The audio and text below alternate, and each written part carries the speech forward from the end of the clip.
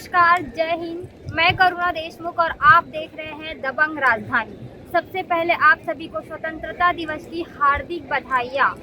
स्वागत है आपका हमारे खास कार्यक्रम जश्न-ए-आज़ादी में। तो चलिए हम कार्यक्रम की शुरुआत करते हैं पुलिस ग्राउंड में होने वाले ध्वजारोहण और राष्ट्रगान से।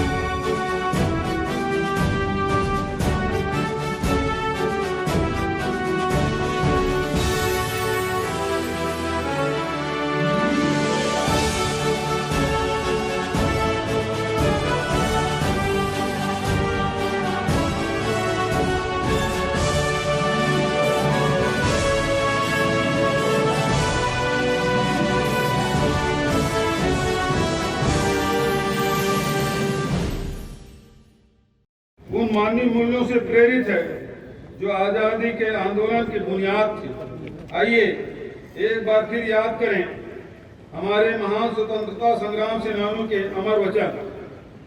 सत्य और अहिंसा के पुजारी महात्मा गांधी ने कहा था, हिंसक तरीकों से हमेशा हिंसक आजादी ही मिलेगी और यह भारत तथा दुनिया के लिए गंभीर खतरा पैदा करेगी। शहीद आजम भगत सिंह ने कहा था, हमारे व्यक्तियों को कुचलकर वे हमारे विचारों को नहीं मार सकते। नेताजी सुभाष चंद्र बोस ने कहा था, हमारे बलिदान और मेहनत से जो स्वतंत्रता मिलती है उसे हम अपने सामर्थ्य से बचाकर रख सकते हैं। डॉक्टर सर्वपल्ली राधाकृष्णन ने कहा था, हमें मानवता को उन नैतिक जड़ों तक वापस ले जाना चाहिए जहां से अनुशासन और स्वतंत्रता दोनों का जन्म होता है। लाल बहादुर शास्त्री ने कहा था, आजादी की रक्षा करने केवल सैनिकों का ही काम नहीं बल्कि पूरे देश को मजबूत होना होगा। और प्रधानमंत्री के रूप में पंडित जवाहरलाल नेहरू ने अपने पहले भाषण में कहा था, जब तक लोगों के आंखों में आंसू है तब तक हमारा काम खत्म नहीं होगा। मैं कहना चाहता हूं, हमारे पुरखों और महान नेताओं के संदेश में इतनी ताकत थी, उसने हमारे देश के संस्कार गढ़े गए। उन्हीं संस्कारों के बदौलत हम नवा छत्तीसगढ़ गढ़ रहे हैं। सत्य, अहिंसा, शांति, करुणा, संवेदनशीलता, गरीबों को आंसू पोंछना और कमजोर तबकों को शक्ति देना ही हमारी पहली प्राथमिकता है। भाइयों और बहनों, छत्तीसगढ़ राज्य गठन के बाद यह सुअवसर मिला था कि राज्य के हर हिस्से में विकास के असंतुलन को समाप्त कर दिया जाए। इस योजना के तहत लगभग 10 लाख मजदूर भाई बहनों को 6,000 रुपये सालाना अनुदान सहायता दी जाएगी। ग्रामीण क्षेत्र के में आबादी भूमि पर निवासरत लोगों को उनके काबिज जमीन का हक दिलाने के लिए स्वामित्व योजना प्रारंभ की जाएगी। भूमि स्वामित्व का अभिलेख मिलने पर बड़ी संख्या में लोग बैंकों से आवासीय ऋण तथा अन्य सुविधाएं प्राप्त कर सकेंगे। हर वर्ग के लोगों का अपनी जमीन, अपना मकान और अपने सिर पर छांव का सपना जल्दी पूरा करने के लिए हमारी सरकार ने अनेक कदम उठाए हैं। छोटे भूखंडों की खरीदी बिक्री और पंजीयन पे पूर्व में लगाई गई रोक एक तरह से अन्याय ही था, जिसे दूर करने के लिए हमने 1 जनवरी 2019 को निर्णय लिया था।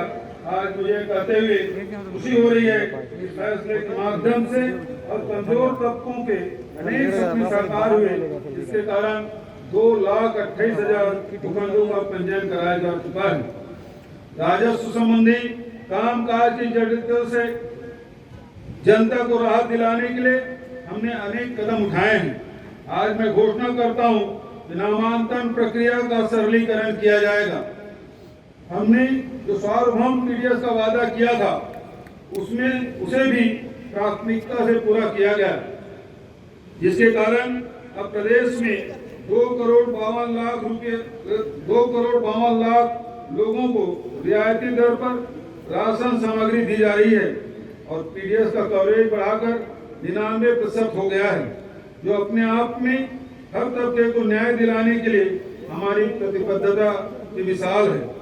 सुचारू वितरण के लिए विगत एक वर्ष में 737 नई उचित मूल्य दुकानों की स्थापना की गई तथा 9 लाख नए सदस्यों के नाम राशन कार्ड में जोड़े गए।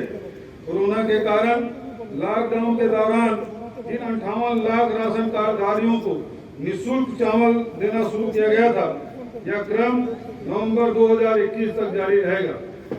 मेरा मानना है कि कुपोषित पीढ़ियों का निर्माण करना और उन्हें बीमारी तथा आर्थिक तंगी के भंवर जाल में छोड़ देना हमारी बहनों और नवजात शिशुओं के साथ सबसे बड़ा अन्याय था। जैसा कि आप सब देख सकते हैं कि यहाँ कितने धूमधाम से ध्वजारोहण का कार्यक्रम संपन्न हो चुका है। तो आइए हम जनता से बात करते हैं कि स्वतंत्रता दिवस पर उनका क्या अनुभव है। स्वागत है आपका दबंग राजधानी में। तो सर, आपको क्या मतलब यहाँ आके क्या फील हो रहा है स्वतंत्रता दिवस मना के? हमें बहुत अच्छा फील हो रहा है और सबसे पहले तो सभी को, पूरे देशवासियों को स्वतंत्रता दिवस की बहुत बहुत शुभकामना। और सभी के लिए आज का दिवस जो है मेरे ख्याल से सबसे महत्वपूर्ण दिन है। पूरे देशवासियों को यही बोलूँगा कि सबको पूरा स्वतंत्रता दिवस की शुभकामना। आप जानते हैं कि स्कूलों में रोज राष्ट्रगान गाया जाता है और जैसे ध्वजारोहण होता है स्वतंत्रता दिवस या गणतंत्र दिवस के दिन हर सरकारी दफ्तरों में राष्ट्रगान गाया जाता है। तो ऐसा रोज राष्ट्रगान सिर्फ स्कूलों में क्यों, ऐसे सरकारी दफ्तरों में क्यों रोज नहीं गाया जाता? इसका जवाब तो मैं नहीं दे पाऊँगा। राष्ट्रगान तो हमारा सभी जगह गाने का नियम है और शासकीय कार्यालयों में जब ऐसे ओकेजन होते हैं जो हमारा राष्ट्रीय दिवस होता है, जहाँ तक मुझे जानकारी है उसी दिवस ही गाया जाता है और इसके संबंध में ज़्यादा कुछ नहीं करता। राजधानी में आपका स्वागत है मैम। मैम, आपको क्या फील हुआ स्वतंत्रता दिवस मनाने के दिन? खुशी रहती कि उसको बता ही नहीं सकते, हमको इतनी खुशी होती है और हम सबको बधाई देते हैं स्वतंत्रता दिवस की, पूरे देशवासियों को, है ना, हमारे शहीद अमर जवानों को, जिसके कारण आज हम ये खुशनुमा जिंदगी जी रहे हैं। मैम, जैसे कि आपको पता है कि आज स्वतंत्रता दिवस के उपलक्ष्य में सारे स्कूलों में, सरकारी दफ्तरों में राष्ट्रगान गाया जाता है। तो फिर रोज रोज राष्ट्रगान सिर्फ स्कूलों में ही गाया जाता है, बाकी सरकारी दफ्तरों में क्यों नहीं गाया जाता?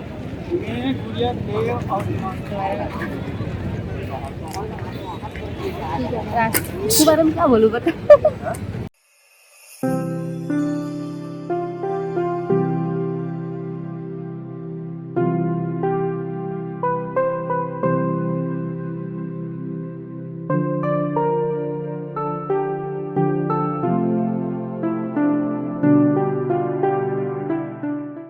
स्वतंत्रता दिवस की बहुत बहुत बधाई हो आपको। आप सभी को बधाई हो। तो आप 15 अगस्त के इस अवसर पर आप क्या महसूस कर रहे हैं कि आज स्वतंत्रता दिवस है? तो हाँ, मैं बहुत गर्व महसूस कर रहा हूँ क्योंकि आज का दिन अपने आप में ही अद्वितीय है और आज अपने स्वतंत्रता सेनानियों का और भाइयों का जो बलिदान है वो अमिट रहेगा, सदा हमारे मर्म को छूता रहेगा। और इस दिन की उपलब्धि और इस दिन के याद में हमको हमेशा देश पर गर्व करना चाहिए और हमारे भाइयों को सत नमन।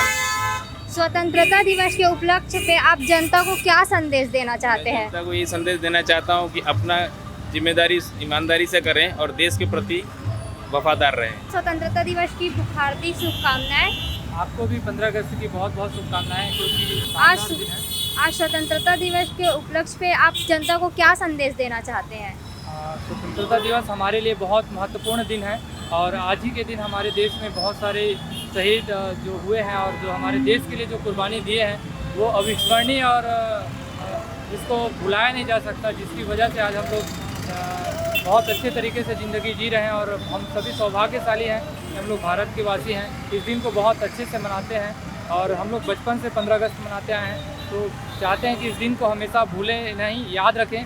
और जहाँ पर भी झंडोत्तोलन का कार्यक्रम होता है, यदि हमारे देश को याद करने की बारी आती है वहाँ पर ज़रूर अपना 2 मिनट का सहयोग दें।